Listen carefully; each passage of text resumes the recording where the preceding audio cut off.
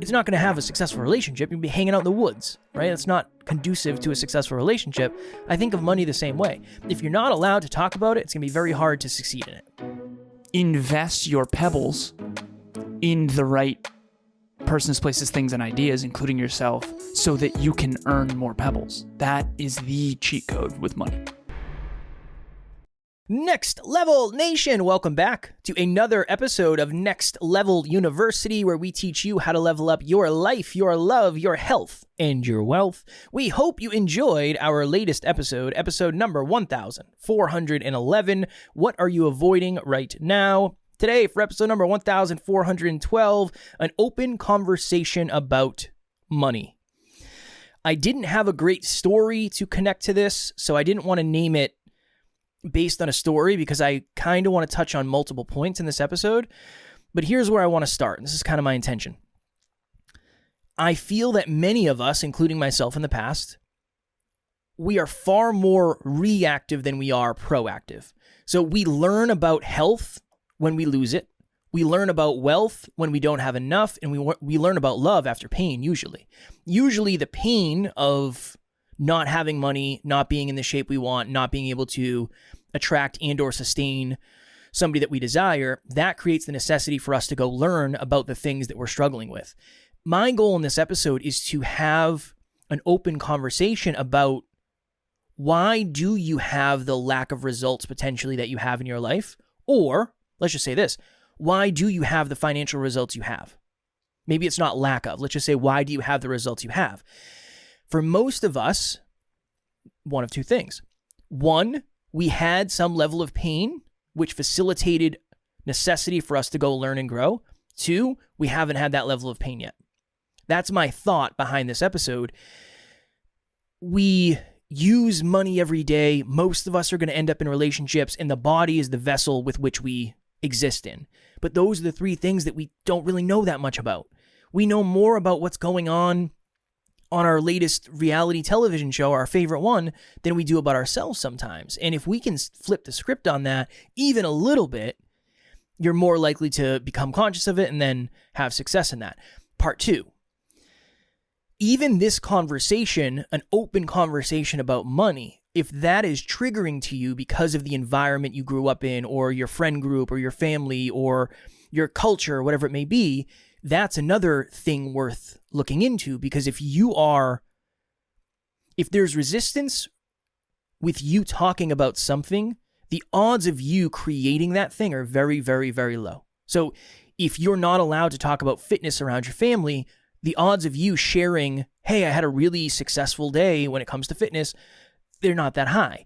If you're not allowed to talk about relationships, remember when you were younger and maybe you were 11, 12, 13 years old and your parents never wanted you to talk about relationships? Like, oh, you're not allowed to have people over. You're not allowed to date. You're too young. It's not going to have a successful relationship. You'll be hanging out in the woods, right? It's not conducive to a successful relationship. I think of money the same way. If you're not allowed to talk about it, it's going to be very hard to succeed in it. Well, let's go down this rabbit hole a little bit. And for our listeners, I want you thinking about your past about money as well. Was there a lot of talk about money for you growing up? The lack of money. Yeah, there wasn't a lot of... No. There was conversations about how we're going to pay rent. Those are most of the conversations. Did they bring you in on any of those, or are you overhearing them? I wouldn't say I was brought in from a constructive place. It was more... Hey, Kev, what do you think we should do? Well, have you ever thought about diversifying your funds? And it was more a scarcity thing.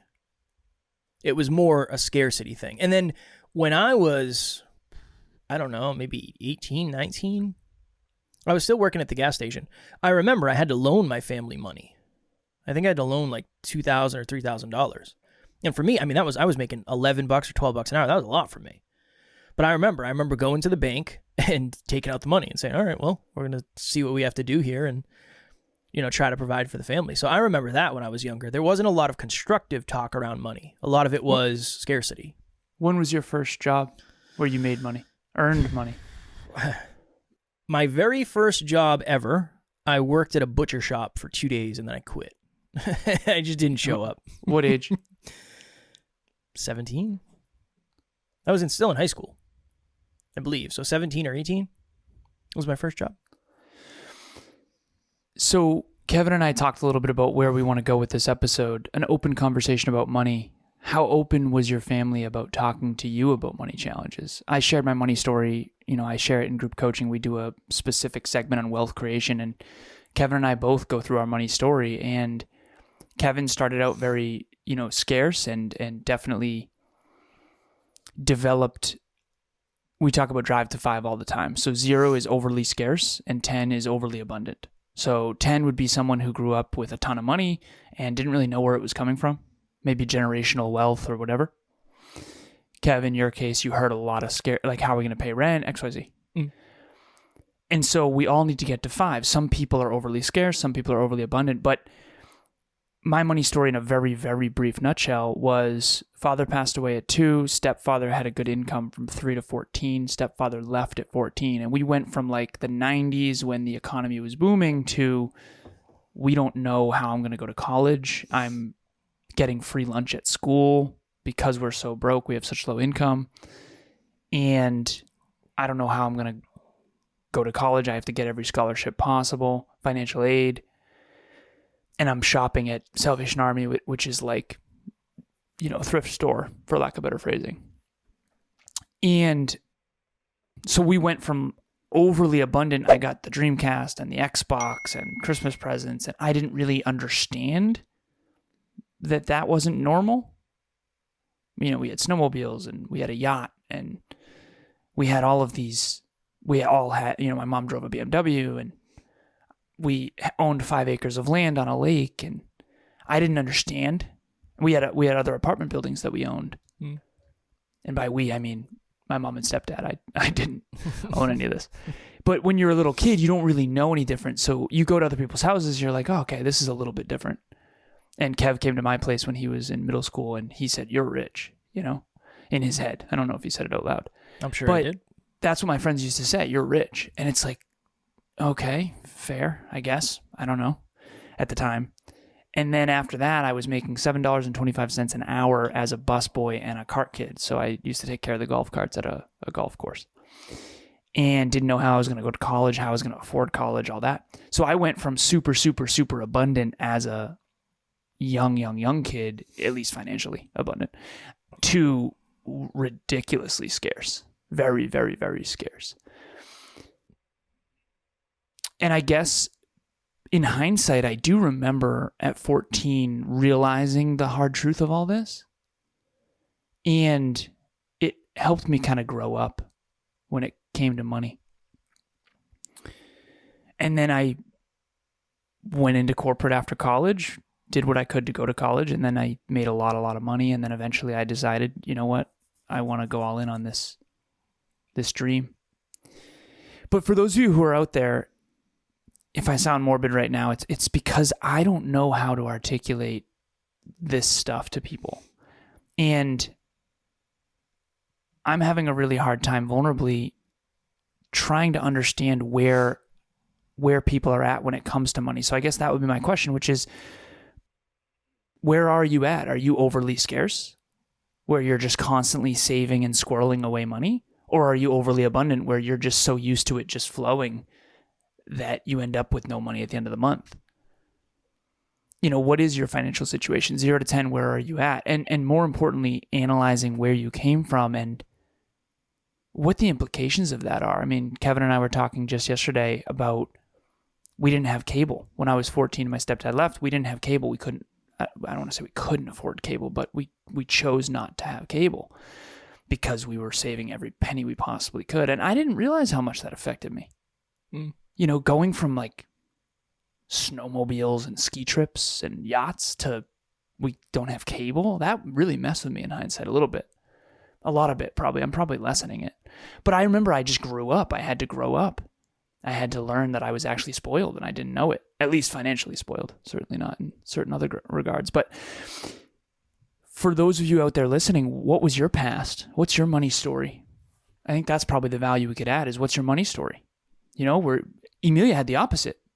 Emilia started out scarce, extremely scarce, entrepreneurial family, no money, eating canned corn and sleeping with her Uggs at night because they didn't put the heat on.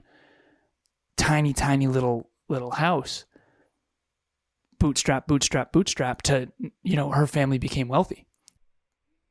Wealthy is a relative term, but, then in high school, it's like, whoa, the upgrades were drastic after that. And that's entrepreneurship too. The beginning of entrepreneurship is nothing short of just terrible. And I'm never going to sugarcoat that. If you can't grind through tough financial times, you should not be an entrepreneur. But yeah, that's what I've got. I had another thought when you were saying all that. The average car payment is what? $757? That is the exact amount of money that my car payment is. My car is $757. Now, here's the thing.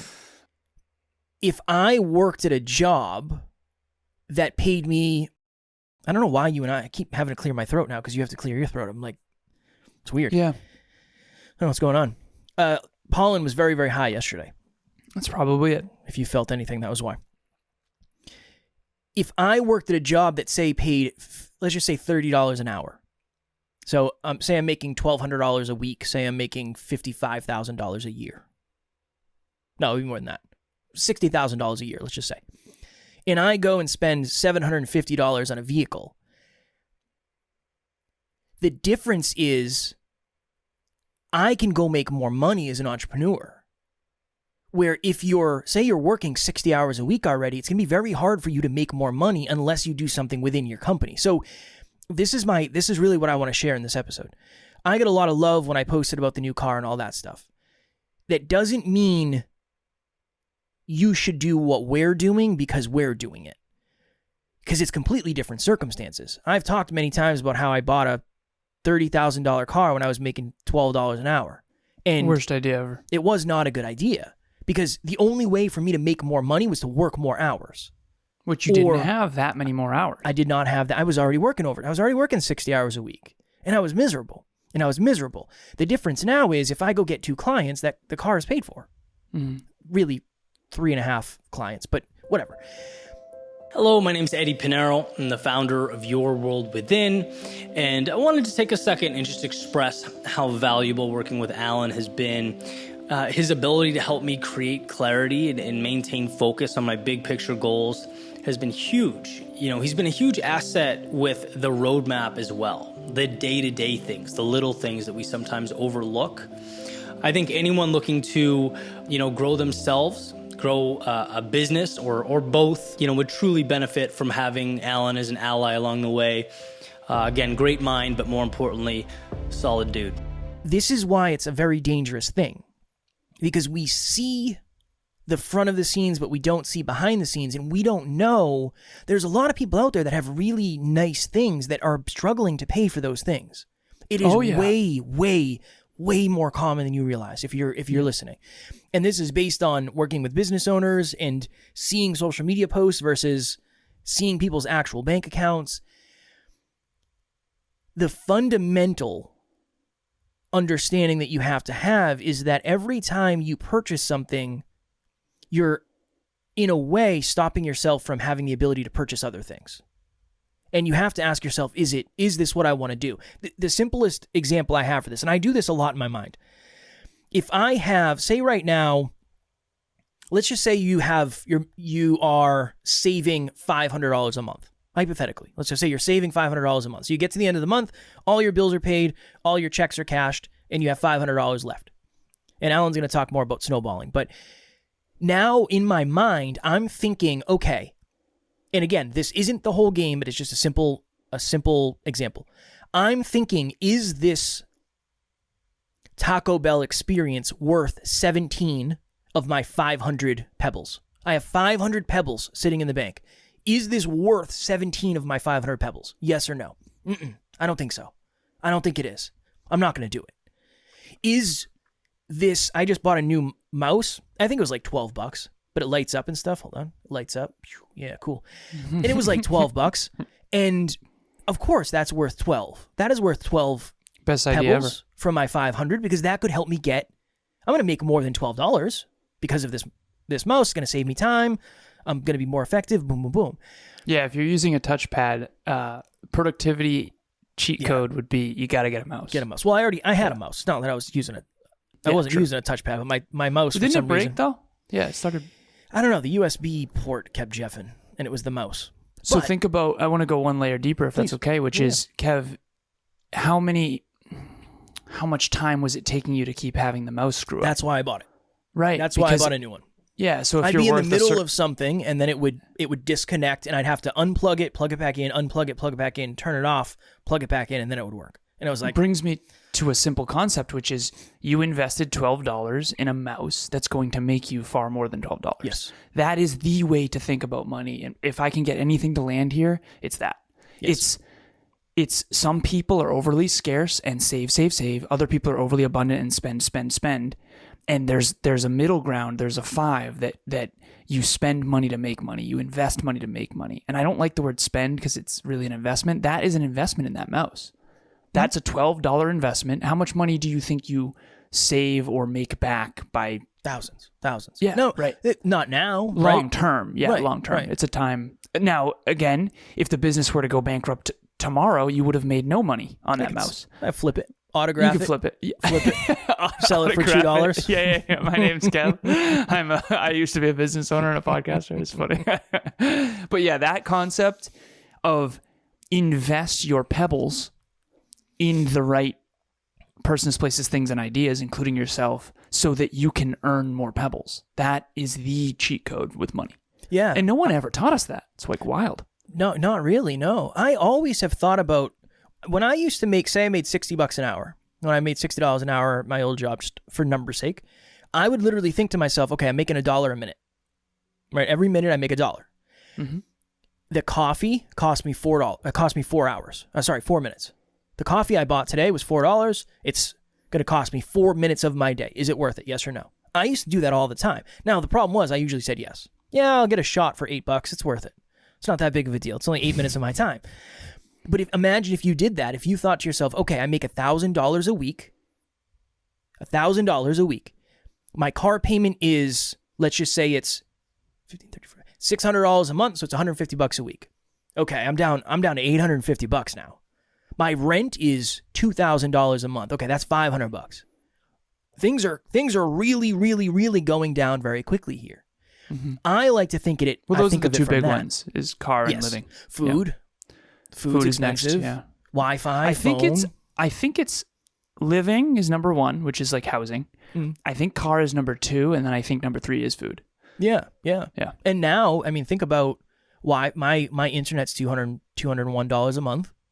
Because we pay for the best, and it still sucks. In the beginning of this episode, it was Jeffin, but I can't. There's no other one to get where I live. It bothers me so much. Same. But we spend a lot on internet too. That's $200 but again, we run an month. online business, so that's an investment. Yeah, but I'm just saying. Just think of first thing I would say, if you're out there and you haven't done this yet, this would be a very powerful exercise. Sit down and write out every dollar you're making and every dollar you're spending, and what does it line up as? Is it positive? Is it negative? If it's negative, you're setting yourself up for long-term failure. You're in trouble. You're going to be in trouble if you don't become aware of that as soon as possible. Because here's the thing: you might not make a change unless you're aware of that. If you say, "Oh, interesting, I'm not making any money. I had $15,000 in the beginning of the year in my bank account. Now I'm down to 11. It's supposed to be going up. Why is it not going up?" And I know it's probably sounds like a simple fundamental, but we weren't really taught this. We were taught how to balance our checkbook. I don't know anybody who writes checks anymore, so I doubt you're balancing your checkbook. You just use your online thing. That is what I would suggest. That would have been so important for me. I never sat down and said, oh, okay, my car is this. This is how much I'm spending on internet. You okay with her? Yeah, man. I'm taking it in. Your face was all, it was your... My nose is itchy. You have an itchy nose? Mm-hmm. Sometimes I think it's from the microphone things, because sometimes my nose gets itchy too. I don't think my nose touches it typically. Mine doesn't either, but I think some residuals might pop off of it up into your nostrils. Okay. I would sit down and write out every dollar you're earning and every dollar you're spending. And you're going to have a very, very high level understanding. Now, we always talk about tracking finances. That's a little bit different where you're not actually Yeah, you're writing it down, but it's different. At the end of the month, I want you to reflect on the previous month and say, okay, how much money did I earn? Simple, you can look at your bank account. How much money did I spend? Simple, you can look at your bank account and bank accounts and credit cards. Boom. And see what that number is. You're in control of a lot more than you realize. Yes. There's always pivots you can make. You can spend less or you can earn more. And there's a lot of, I have one client who's doing dog sitting on the side. I have another client who's doing Uber Eats. I have another client who is doing DoorDash. There's a lot of ways that you can drive Lyft. There's a lot of different ways that you can make extra revenue these days. And there's a lot of opportunity out there on the internet, in person. There's different jobs you can get. You can get two part-time jobs. You can get one full-time job and then a side hustle. There's a lot you can do. But at the end of the day, just start small and figure out where you're at. Figure out how much you're spending, how much you're earning. And if you're above water each month, keep it up. If you're not, you've got to either spend less or earn more. It is a simple equation. Kevin and I do expense audits. We look at every single month, every single quarter. It's the same fundamentals. How much do you earn? How much are you spending? And what's the difference? That's the whole equation. Yeah. And then again, business is the same thing, right? The numbers are just bigger. Hopefully the numbers are bigger. That's really all it is. Like, we spent this, we earned this. Okay, cool. Here's the difference. What do we do different? What do we do the same? Okay, awesome. What do we need to do? Cool. From there, really look into your relationship with money. Really look into it. Because if you're hesitant to check your bank account, if you're hesitant to talk about money, if you're hesitant to ask how much something costs, odds are your relationship with money isn't serving you to the level it could. Just like your relationship with your body is a thing. Your relationship with your family is a thing. Your relationship with relationships is a thing. Your relationship with sex is a thing. Your relationship with everything. And Emilia came up with that, I think, where she shared that with you and you shared it with me. You have a relationship to everything. Money is one of the most important things to build a positive relationship with because it is a requirement. We need it. We need it to do better in the world, to do good in the world. I mean, you can do good in the world without money, but you can do better with money for sure. Definitely. One of our early guests, Chris Harder, I don't remember his tagline, but it was like, when you make money, you can do better or something, do good. I don't remember his thing, but he's very focused on making money, but he's also really focused on doing good with the money he makes. Mm-hmm. And I know we've villainized money in many ways, and people in movies, the rich people are usually the bad guys, bad girls in the movie. But if that is a roadblock for you, if that is a piece of resistance for you, that is the place to start working. That is the next level nugget for me. I would rate your relationship with money and then start practicing behaviors that will allow you to increase the positivity of that relationship. The only thing I'd add, my next level nugget, is know your numbers. I say that to all my clients. I say that to business clients, personal clients, peak performance clients, relationship talks, coaching clients. Know your numbers, meaning know how much you earn, know how much you spend, and know the difference. And if you're going to have certainty, the benefit is just having certainty. It's the best thing in the world. Having certainty that you're headed towards a good direction, that things are increasing, not decreasing, is mathematical certainty is a beautiful thing. You don't have to freak out. You don't have to worry as much. So the more you master this process, the more free you'll feel. Next Level Nation, if you want to rebuild or get clear on your relationship with money, join our private Facebook group, Next Level Nation, where you can have conversations like this all the time. We talk about money in there. We talk about love in there. We talk about health in there. All the things that we are about as a podcast. So if you want to rebuild your relationship with any of those things, our private Facebook group is a great place for you. Click the link in the show notes and you'll be in. I got a new client yesterday, super excited. And I said to her, she said she's struggling with money, so this is a stretch. And I said, my main focus in this coaching is to have you make your money back immediately. My main focus will be, let's make more money. Let's earn more money. So if you want help learning about money, I'm offering a free call right now. I've been studying money my entire life. You heard my money story. Started out with a lot of money, ended up with very, very, very little money. Didn't even know how I was going to go to college. Went to one of the best colleges, fortunately, after working really hard, and then went into corporate and made a lot of money again. And then I went all the way back to zero, past zero, actually, with Kevin in our business. And then now we're back to making more than I ever have. So I've been on the roller coaster of money my entire life, not just my adult life. I can teach you about money. I've been studying about money from mentors that are multi-millionaires. I've had clients that are multi-millionaires. I know money through and through. I hope that you email me, Alan@nextleveluniverse.com. Say, hey, Alan, I want to learn about money. Let's jump on the phone. Let's have an honest conversation. I can help you. Tomorrow for episode number 1413, we are climbing to 1500 now. Yet another mountain to climb.